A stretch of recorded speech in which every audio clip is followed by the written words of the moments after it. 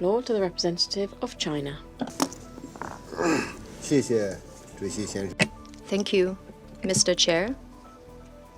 Mr. Chair, first of all, I want to thank Minister Cerrone for coming to New York specifically for chairing today's meeting.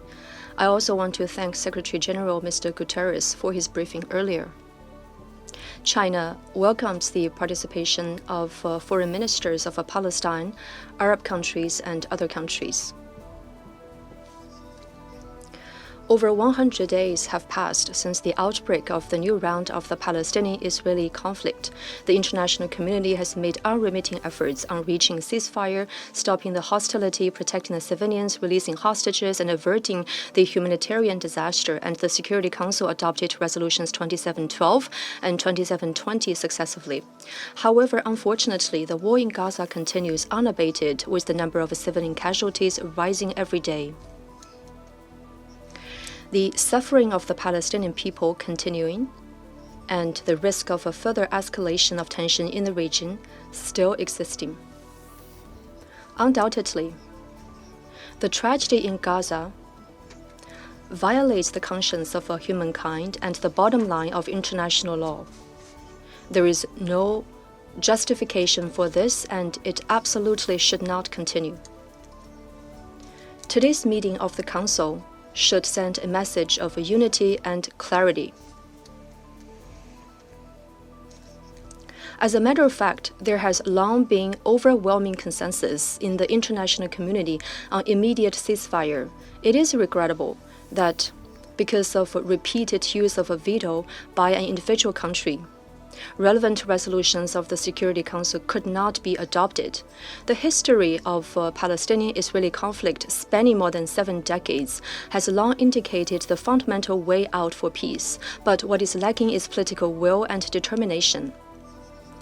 As of now, the international community, especially the United Nations and the Security Council, needs to demonstrate the strongest will, take the most vigorous initiatives and most effective actions with the greatest sense of urgency, and take practical actions to stop the flames of war and restore peace.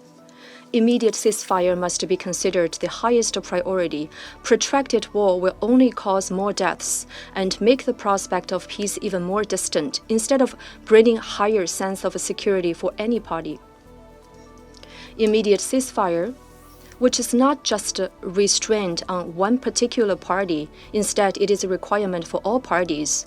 It is the basic prerequisite for saving lives, rescuing hostages, expanding humanitarian assistance, and realizing peace.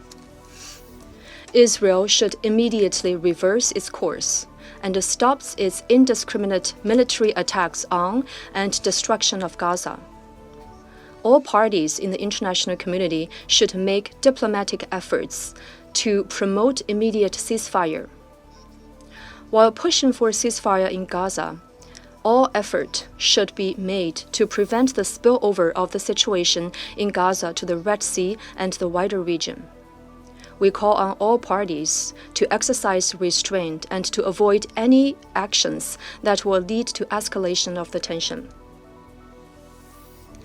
We must clear all obstacles to the expansion of humanitarian assistance.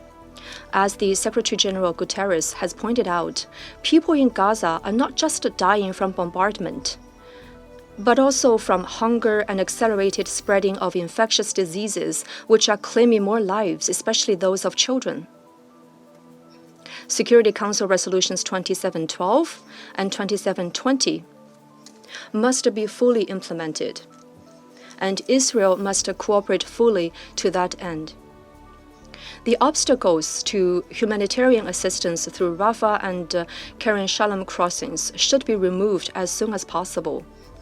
On top of that, direct crossings from Israel to northern Gaza should be opened as soon as possible as well. Resolution 2712 calls for the establishment of a de-conflict mechanism to protect humanitarian organizations. There should be concrete arrangements for this as soon as possible as well, to ensure that, as a matter of a priority, that hospitals and UN agencies do not become targets of military operations. China supports the work of Under-Secretary General Karg and looks forward to her report to the Security Council on the implementation of Resolution 2720 and the obstacles encountered after her communicating with all parties. The Security Council should stand ready to take further actions for safe, rapid, and unhindered access of sufficient humanitarian assistance into Gaza. The two-state solution must be revitalized. The two-state solution is the only viable way to achieve peace for Palestine and Israel, and it is also a solemn requirement as a result of the implementation of the Security Council resolutions. We are gravely concerned about the statements made by Israeli leadership last week, rejecting the two-state solution and denying the right of Palestine to statehood, and this is not acceptable. Any discussion of a post-war arrangements for Gaza that deviates from the two-state solution is tantamount to building a house on quicksand. The most important thing right now is to stop further eroding the foundations of the two-state solution, which first and foremost requires an end to Israel's forced transfer of the Palestinian population in Gaza, an end to the expansion of settlements in the West Bank, and an end to searches, arrests, and attacks against the Palestinians.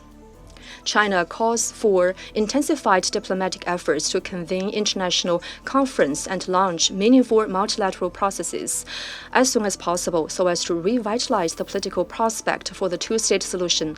Independent Palestinian statehood must be an irreversible process, and we support as a first step of the process Palestinians' full membership in the United Nations as soon as possible.